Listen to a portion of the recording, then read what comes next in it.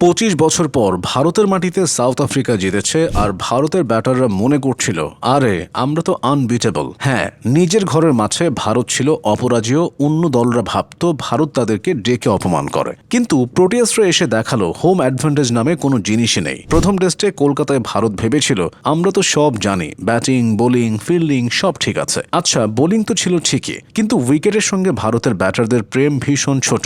আবার বলি, ভালোবাসা ছিল না।